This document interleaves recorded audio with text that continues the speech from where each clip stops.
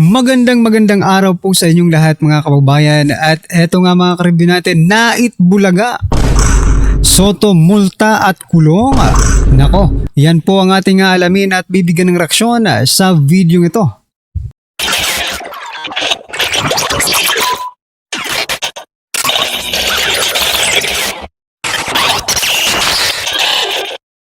So eto nga mga kababayan, nako, etong si Senate President Tito Soto, sabi po dito, breaking news, may multa na, kulong pa.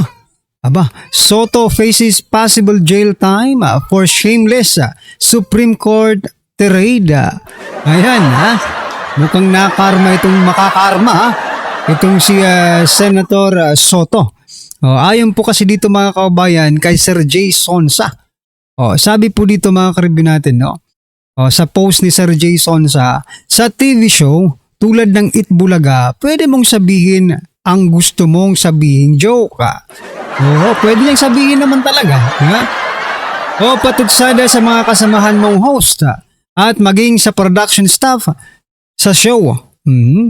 Mga contestant sa palabas. Pero sa saligang batas, sa mga umiiral na batas at alituntunin, lalo na sa mga jurisprudence o naging desisyon ng Korte Suprema, hindi uubra iyong kawalang hiyaan mong ito ng paulit-ulit. Grabe and go on without being disciplined. Ayan, nang walang pagdidisiplina. No? Lahat tayo kailangan disiplinahin mga kababayan. Lahat tayo ay kailangan sumunod, no, sa anumang pinag-uutos ng ating saligang batas. 'Di ba mga kababayan? Para ano? Para maging maayos ang ating komunidad. Pero itong si Tito Sen, mga kababayan, mukhang sabi po dito may multa na. Ay kulong pa. Aantayin po natin tong panahon ito. Kailan kaya ito mga kababayan? No? Kailan kaya natin to makikitang magmulta at makulong itong si Tito Sen mga karibyo natin? Well, anyway, ito po ang mga naging komento ng ating mga kababayan patungkol po dito sa kay Tito Sen. Ayan.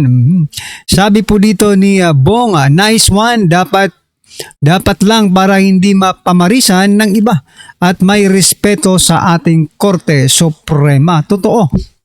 Diba? Totoo po kasi kung lahat na lang ay magsasalita, no? Lahat na lang ay gustong parang sundin ang kanilang mga opinyon, ay wala pong patutunguhan ng ating bansa mga kababayan, no? Kaya nga tayo may Supreme Court diba? Tapos gaganunin pa ni Soto. Diba? Anyway, eto pa sabi po, good luck sa'yo, Tito Soto. Ayan.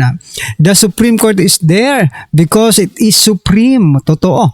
You should not insult the authority of this body. Ayan mga kababayan. Good for him. Tapos may mga buhaya may mga buhaya pang may mga buhaya pa mga kababayan, no? Sabi pa po dito mga kababayan good for you, Itbulaga. Mukhang Naitbulaga mga kababayan dapat lang maparusahan ang tulad niyang lumalapastangan sa saligang batas.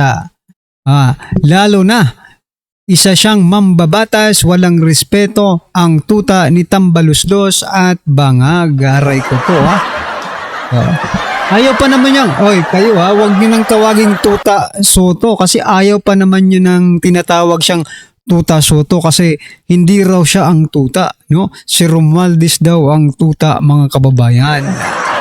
Anyway, ano po ang inyong opinion, reaksyon patungkol dito mga kababayan? Just comment down below. Ayan, at eto pasadahan din po natin itong mga karibyo natin.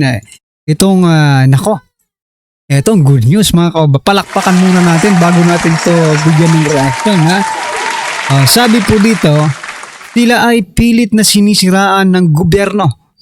Pero kusang inaangat ng mga tao. Ayan Totoo to, di ba? Tingnan nyo. Habang sinisiraan po nila si Vice President Sara Duterte, no? Habang sinisiraan po nila yung mga Duterte, si former President Duterte, si Kong Pulong, si Mayor Baste, no? Habang sinisiraan po nila, ay lalo itong minamahal ng taong bayan. Yun ang hindi nila maintindihan, no? Yun siguro ang hindi nila makontra. Okay? Hindi nila maagapan yung pagmamahal ng taong bayan sa Duterte. Isipin nyo, kayong mga hindut kayo, di ba? Isipin nyo, bakit kaya? Di ba? Bakit kaya ganun ang mga taong ito? Mga tao ngayon, bakit ganito ang pinapakita nilang pagmamahal sa Duterte? Di ba? O hindi nyo masagot kung bakit? Ano po bang ginawa ni dating Pangulong Duterte? Maybe, no? Hindi lang maybe, talagang minahal po ng taong bayan kung ano man po ang ginawa ni former President Duterte. Kasi nakita po ng taong bayan, no?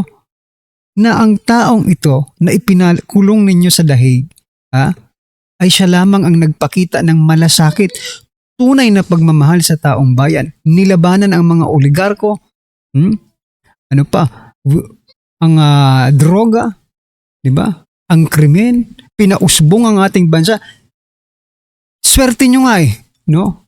Swerte nyo nga kasi nagkaroon pa ng pandemic. Kasi kung hindi po nagkaroon ng pandemic, mga kababayan, baka mas naging progressive pa ang ating bansa sa pamumuno po ni former President Duterte. Di ba? Anyway, ano po ang inyong masasabi dyan, mga kababayan? Just comment down below yung mga kababayan. At eto, pasadahan din po natin President Bongbong Marcos Jr. Yan, no? Sabi po dito ni President Bongbong Marcos Jr., no? Proud na proud pa, mga kababayan, Itong si PBBM ay proud na proud pa. Marcos, ikatlo lang tayo. Hindi pinakakurap, no? Ikatlo tayo sa hindi raw pinakakurap. Biruin mo yun, mga kababayan. Pangatlo, ibig sabihin nun, pangatlo tayo sa pinakakurap. Diba? Linagyan lang ng hindi pinakakurap no? Pero ang totoo dyan, ikatlo tayo sa pinakakurap. Sa buong mundo ba to? Yung Asia lang.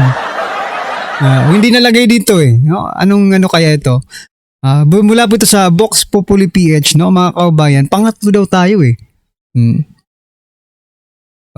Top 10 corrupt countries in the world. Ayan pala. Ito, i-zoom in natin Dito tayo sa Yan Sabi po dito ni Katrina Pax, parang ganito lang yan. Top 10 corrupt countries in the world.